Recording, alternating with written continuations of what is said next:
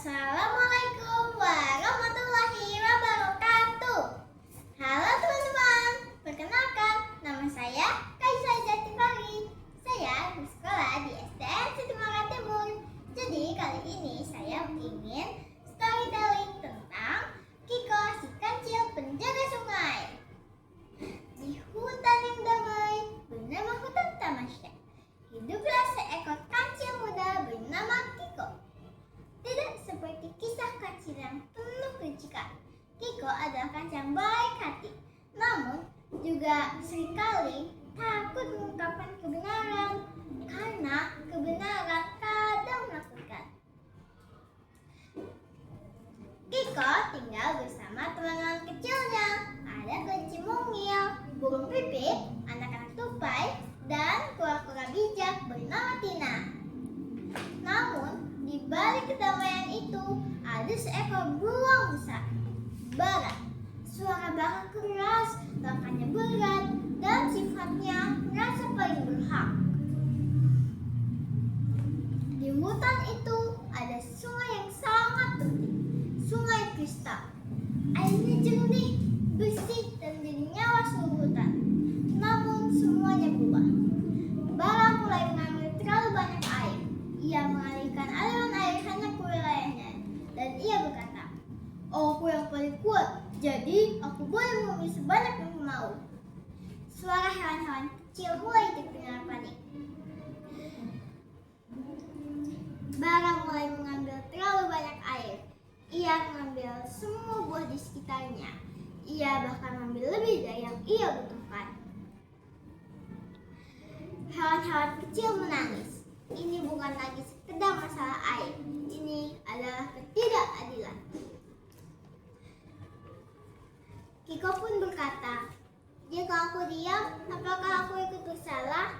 Di tengah kegundahannya, kura-kura tidak menghampiri. Kiko berani bukan berarti tidak takut. Berani adalah berdiri untuk yang benar. Peduli adalah yang tidak menutup mata. Dan adil adalah ketika semua makhluk hidup mendapatkan haknya. Kata-kata itu menembus hati Kiko. Ia menjamkan mata, dan dalam dirinya ia bersumpah untuk berubah dan bertindak. Keesokan harinya, ia mulai mengumpulkan hewan-hewan kecil. Ia mencari bukti, ia menyusuri aliran sungai, ia mencari tahu bagaimana air yang hilang, dan ia menyusun rencana untuk berbicara pada Bara. Akhirnya, Kiko berdiri di depan Bara. Tubuhnya kecil, jauh lebih kecil, tetapi mata Kiko penuh keberanian. "Bara, tindakanmu membuat kami menderita. Kamu tidak seharusnya mengambil terlalu banyak, dan itu tidak adil." Bara tertawa keras. "Ho, aku yang terkuat, mengapa tidak boleh?" Kiko maju selangkah, tidak menentang. Ia menunjukkan semua bukti. Tanah retak, buah habis, air yang tidak mengalir, dan hewan-hewan sakit. Suasana menjadi hening, dan wajah Bara mulai berubah. Keberanian kecil Kiko menyentuh hati raksasa itu. Akhirnya Bara menundukkan kepala. "Aku salah."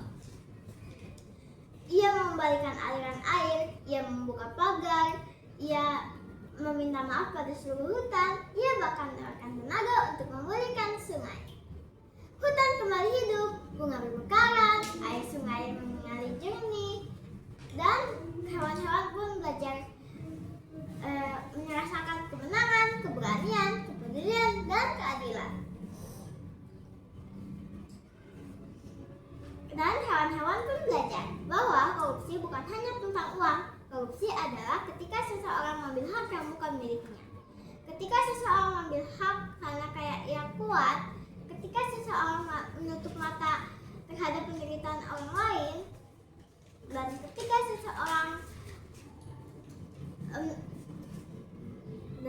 seseorang menutup mata terhadap penderitaan orang lain, namun dengan berani, dengan peduli, dan dengan adil, korupsi dapat dihentikan. Dari Kiko, kita belajar bahwa korupsi bukan hanya tentang uang, dan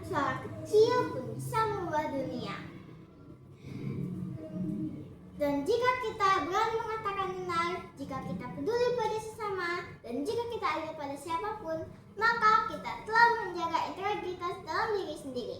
Mulai dari hal kecil, mulai dari diri sendiri, mulai dari hari ini.